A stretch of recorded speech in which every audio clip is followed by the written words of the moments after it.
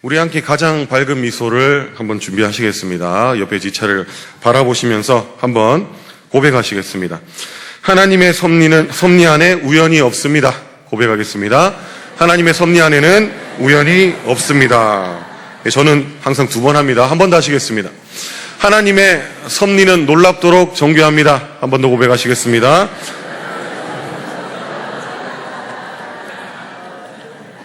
예, 감사합니다. 우리 고백한 이 고백 그대로입니다. 하나님의 섭리 안에는 우연이 없으며 하나님의 섭리는 놀랍도록 정교하다는 것, 그것이 오늘 본문의 내용입니다. 오늘 본문은 하나님의 섭리의 4번째 시간으로 우연, 그 정교함입니다.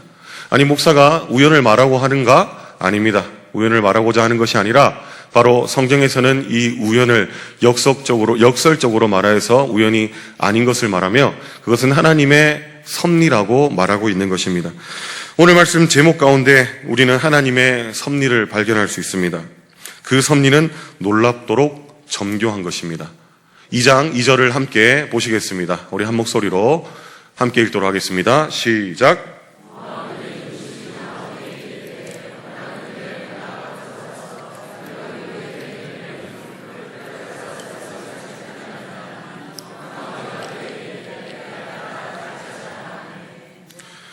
오늘은 룻이 이삭을 줍는 내용입니다. 이삭을 줍는 가운데서 이 가운데 무엇을 알 수 있습니까? 하나님께서 룻을 우연처럼 하나님의 섭리 안으로 인도하셨다. 그것을 알 수 있습니다.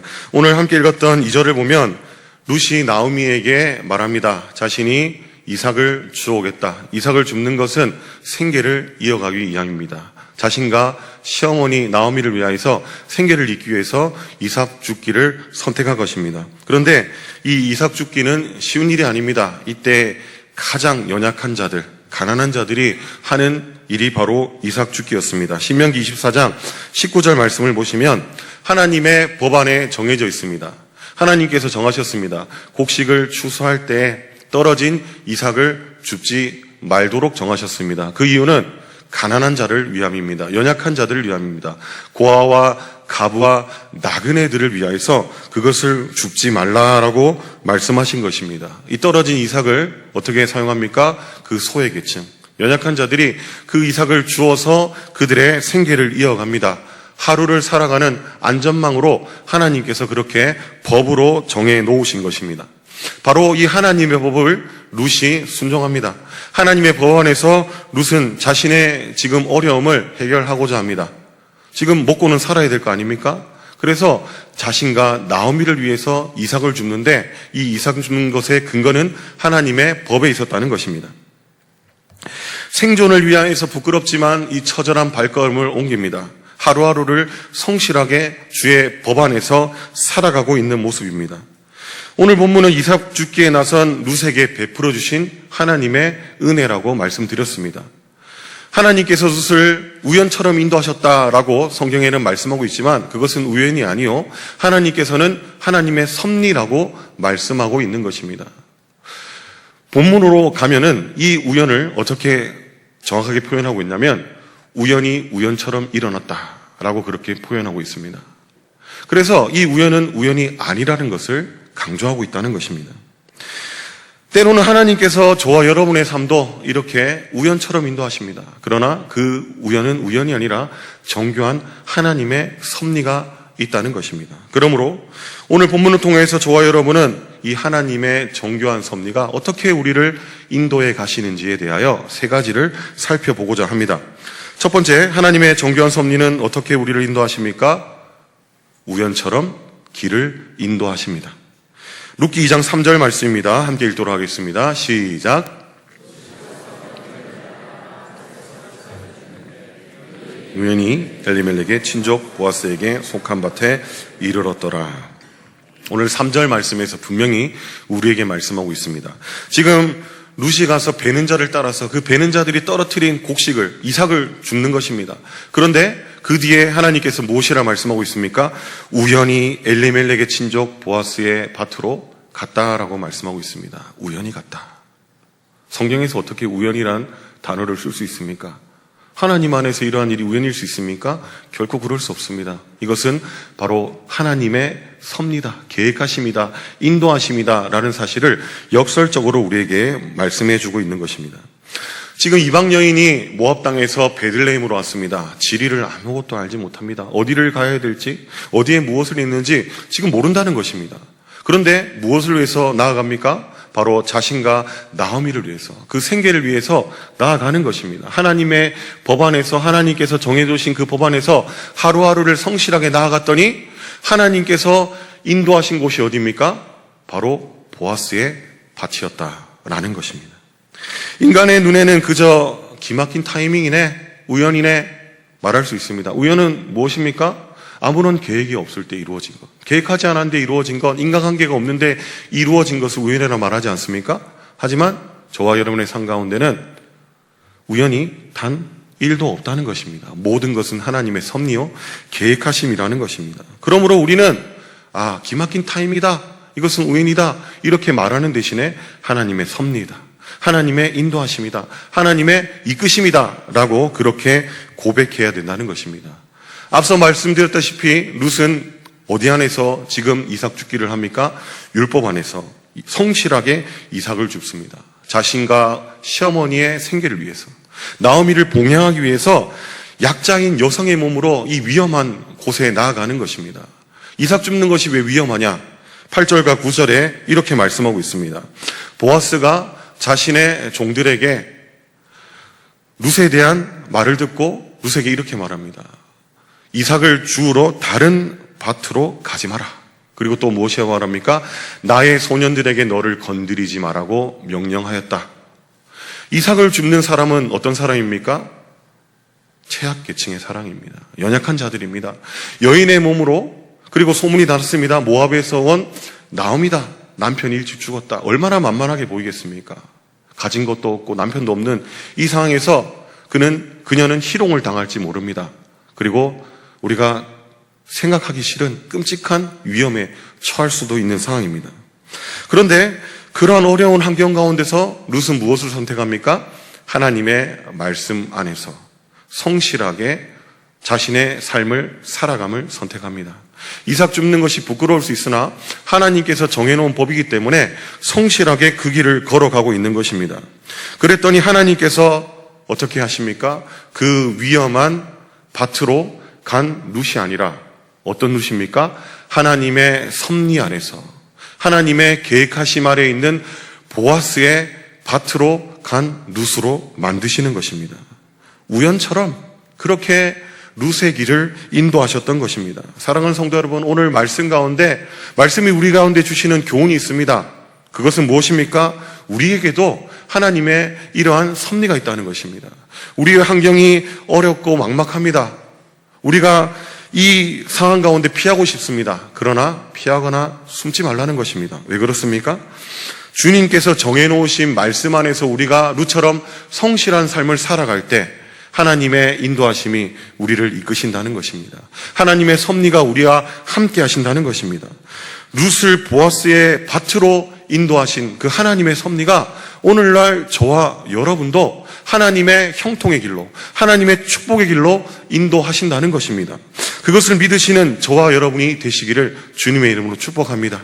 우리의 삶의 자리가, 주어진 삶의 자리가 우리는 이해되지 않습니다. 우리가 원하는 그 상황이 아닙니다. 그럼에도 불구하고 우리는 무엇을 바라야 됩니까? 무엇을 바라봐야 됩니까?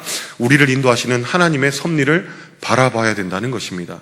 그럴 때 우리는 어떠한 삶을 만날 수 있습니까? 하나님께서 인도하시는 길을 만날 수 있습니다.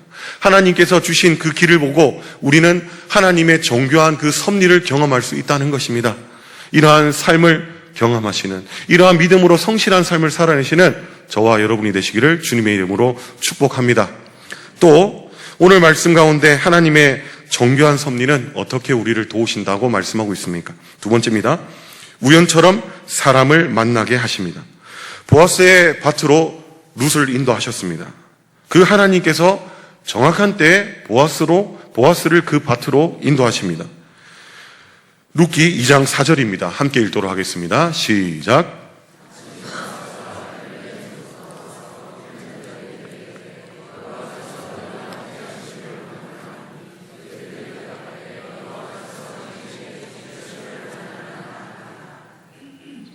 오늘 말씀을 보시면 앞선 대지에서 말씀드렸다시피 하나님께서는 룻을 그의 기가 막힌 타이밍에 보아스의 밭으로 인도하셨습니다. 우연처럼 길을 인도하셨던 것입니다. 그런데 지금 4절에서는 또 보아스를 인도하십니다. 룻이 지금 우연처럼 보아스의 밭에서 이삭을 줍고 있는 그때에 베들레헴으로부터 당도한 보아스가 그 자리에 온 것입니다. 성경은 무엇에 말합니까? 마침이라 말합니다. 이 마침은 무엇입니까?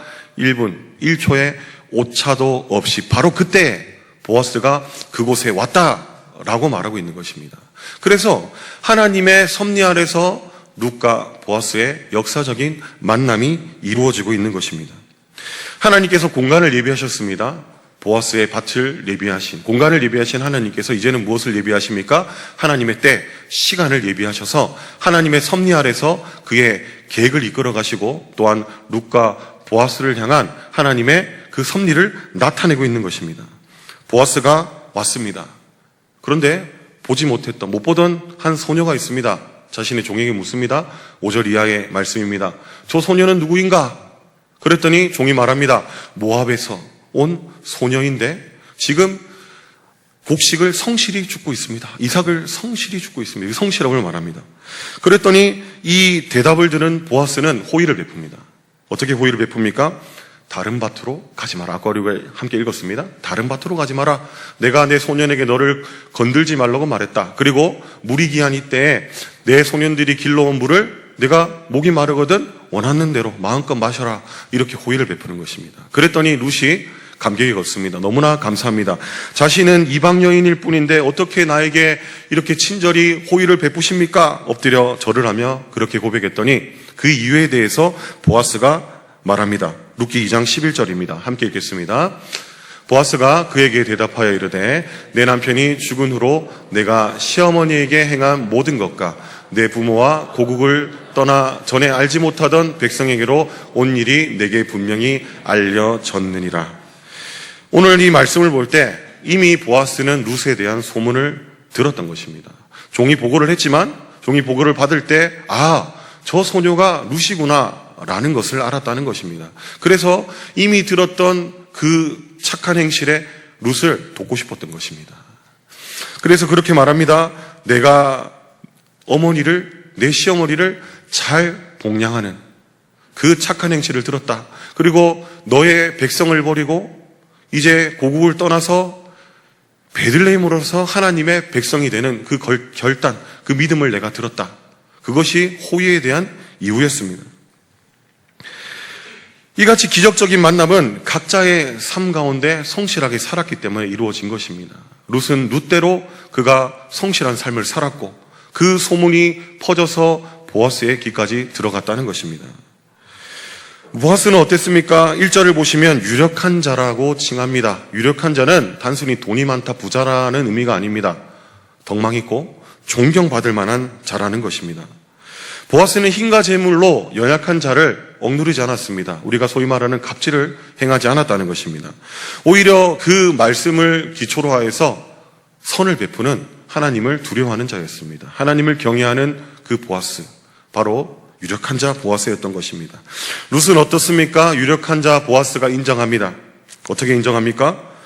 그가 감동한 만큼 이타적이고 묵묵히라는 성실함을 칭찬합니다. 그래서 하나님께서는 이 둘의 각자의 삶 가운데 성실함, 그 가운데 하나님께서는 정확한 장소와 때를 예배하셔서 그 둘을 만나게 하신 것입니다. 사랑하는 성도 여러분, 하나님께서도 저와 여러분을 향하여서 하나님의 때를 예비하고 계십니다. 우리가 그것이 우연이라고 말할지 모르지만 결코 우연이 아니라는 것입니다. 하나님의 섭리와 하나님의 계획하시며 하나님의 인도함이 있는 하나님의 때라는 것입니다. 우리의 삶 가운데 꼭 필요한 자를 만나게 하시는 만남의 축복이 예비되어 있다는 것입니다. 그렇다면 그 만남의 때를 우리는 언젠지 알지 못합니다. 그렇지 않습니까? 그 만남의 때를 우리는 어떻게 예비해야 됩니까? 오늘 말씀 가운데서 보아스와 룻 가운데서 우리는 교훈을 얻어야 됩니다. 보아스는 그가 유력한 자였지만 그의 힘과 권력을 함부로 휘두르지 않았습니다. 오히려 연약한 자를 돕는, 연약한 자를 무시하지 않고 선대하는 하나님의 말씀대로 행하는 자였습니다. 룻은 또 어땠습니까? 그녀가 포기하면 편했습니다. 나오미를 포기하여서 그의 고국으로 돌아갔다면 이런 어려운 상황을 겪지 않아도 됐습니다. 하지만 그러지 않았습니다. 그의 시어머니 나오미를 복양하기 위해서 먼 곳까지 자신의 고국을 버리고 먼 베들레헴까지 이주하였습니다. 그리고 그 가운데서 그 시어머니를 위해서 이 이삭 죽기를 한 것입니다. 가난한 자, 연약한 자에 대한 다소 부끄러운, 그리고 희롱당할지도 위험에 처할지도 모르는 상황 가운데서 그녀는 하나님을 의지하여서 하나님의 법 안에서 끝까지 성실하게 행하였던 것입니다. 그렇다면 저와 여러분은 어떻습니까? 바로 나오미처럼 하나님 앞에서, 룻처럼 하나님 앞에서의 삶을 살아야 된다는 것입니다. 그러한 삶을 우리가 성실히 살아갈 때 하나님의 때가 우리 가운데 임한다는 것입니다. 하나님의 섭리가 하나님의 때에 가장 정확한 때에 보라라고 말했던 바로 1분 1초도 어김없는 그때에 우리 삶 가운데 임하여서 우리가 만날 자를 만나게 되는 하나님의 만나게 축복을 경험할 수 있게 된다는 것입니다. 언제나 이처럼 묵묵히 각자의 자리에서 성실하게 행하시는 저와 여러분이 되시기를 축복합니다. 주님께서 예비하신 귀한 만남의 축복이 있습니다. 그때가 언제나 알지 못하나 우리는 주를 의지하여서 믿음으로 우리네 삶을 살아가며 나갈 때 바로 그때가 우리에게 임하게 됩니다. 이 만남의 축복 속에서 우리는 무엇을 보게 됩니까? 바로 정교한 하나님의 섭리를 경험하게 되는 것입니다. 언제나 주님 앞에서 주님 기뻐하시는 이러한 성실한 삶, 주님의 마음을 시원케 드리는 하나님의 말씀에 기초한 하나님께서 인정하시는 삶을 살아서 하나님의 이 만남의 축복을 경험하시며 정교한 하나님의 섭리를 경험하시는 저와 여러분이 되시기를 주님의 이름으로 축복합니다. 계속해서 하나님의 정교한 섭리를 어떻게 우리를 인도하십니까? 세 번째입니다. 우연처럼 형통으로 이끄신다는 것입니다. 길을 인도하셨고 그리고 만남을 허락하셨습니다. 그 길과 이 만남이 어우러져서 형통으로 이어졌던 것입니다. 보아스는 룻을 향해서 하나님의 날개 아래 보호를 받으러 온 자라고 말합니다. 룻기 2장 12절 말씀입니다. 함께 읽겠습니다. 시작.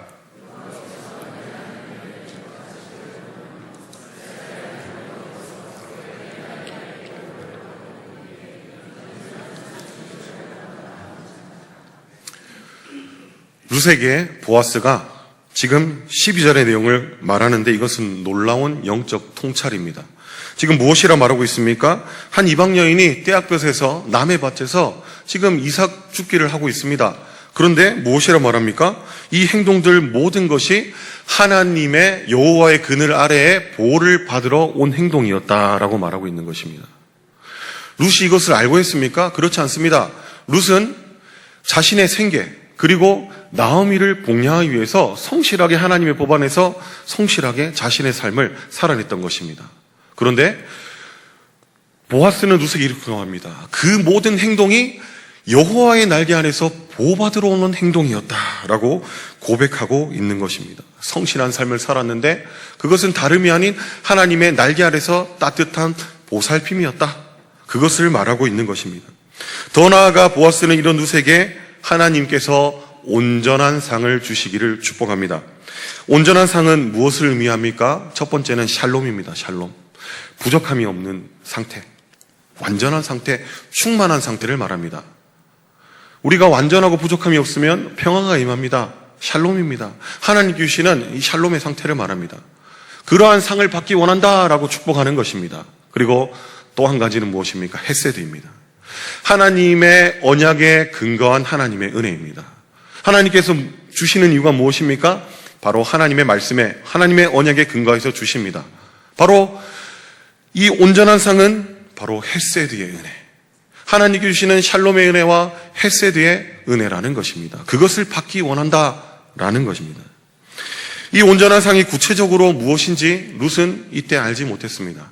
보아스도 축복하였지만 알지 못했습니다. 하지만 우리는 이 상이 무엇인지 이미 알고 있지 않습니까? 이 상은 무엇입니까? 바로 보아스가 룻과 결혼을 하게 됩니다. 보아스가 기업물을 그 행함을 함으로써 룻과 가정을 이루게 됩니다. 그리고 오벳이 태어납니다. 오벳이 태어나면서 어떻게 됩니까? 나오미의 엘리멜렉의 그 계보가 회복되어지는 것입니다. 그것뿐만이 아니라 이 오벳을 통하여서 성군 다윗이 태어나게 됩니다. 다윗의 계복에서 그쳤습니까? 그렇지 않습니다. 다윗을 계보를 통하여서 누가 오십니까? 바로 인류의, 우리 온 세상의 구원자 예수 그리스도가 이 땅에 오시게 된 것입니다. 지금 이 축복 가운데 1차적으로 무엇이 이루어졌습니까? 육적인 축복이 이루어졌습니다. 바로 보아스와 룻을 통하여서 오벳이 태어났고, 그리고 이스라엘의 육적인 계보가 이루어졌습니다. 하지만 더 나아가서 이때 감히 상상도 할 수 없는 영적인 계보 또한 이루어진 것입니다. 하늘의 수많은 별처럼 저와 여러분도 이 가운데 포함되지 않습니까? 바로 예수 그리스도를 믿는 영적인 자녀들이 풍성하게 주어진 것입니다. 이러한 복을 받게 된 것입니다. 엄청난 형통이지 않습니까? 참 놀랍지 않습니까? 이 말씀을 그냥 본다면 한 부자와 가난한 여인의 만남입니다. 한 부자가 가난한 여인을 선대했고, 그리고 그 이후에 결혼하게 됐고, 그런 스토리입니다. 하지만 하나님의 계획은 그것에서 끝나지 않았다는 것입니다. 하나님의 섭리는 이들을 정확한 장소로 인도하셨고, 정확한 때에 만나게 하셨고, 그리고 그 모든 것이 합력하여 선을 이루어서 하나님의 계획을 이루게 하셨다는 것입니다. 그 계획은 하나님의 형통이기도 하지만 이들의 형통이기도 했습니다. 사랑하는 성도 여러분, 저와 여러분의 삶 가운데도 이러한 형통이 예비되어져 있습니다. 하나님께서 저와 여러분의 장소를 예비하시고 때를 예비하시고 무엇을 예비하십니까? 형통을 예비하신다는 것입니다. 하나님께서 함께 하실 때 이 모든 것이 합력하여 선을 이루어서 우리의 하나님께서 기뻐하시는 그 길이 완성된다는 것입니다. 우리에게 주어진 고단한 현실, 막막한 형편 속에서 우리는 무엇을 바라봐야 됩니까? 그 환경과 형편을 바라보는 것이 아니라 우리를 인도하시는 하나님의 그 계획하심과 섭리를 바라봐야 된다는 것입니다. 인간의 생각으로는 이해할 수 없습니다. 오늘 본문의 룻도 이해하지 못했고 나오미도 이해하지 못했습니다. 우리도 마찬가지입니다. 우리가 다 알지 못해도 상관없습니다. 다 이해하지 못해도 상관이 없다는 것입니다. 무엇이 가장 중요합니까? 하나님께서 그럼에도 불구하고 그 일을 이루신다. 하나님께서 그럼에도 불구하고 우리를 인도하신다는 그 사실이 가장 중요하다는 것입니다. 우리의 인생의 모든 가정 속에서 속속들이 우리가 다 이해할 필요가 없습니다.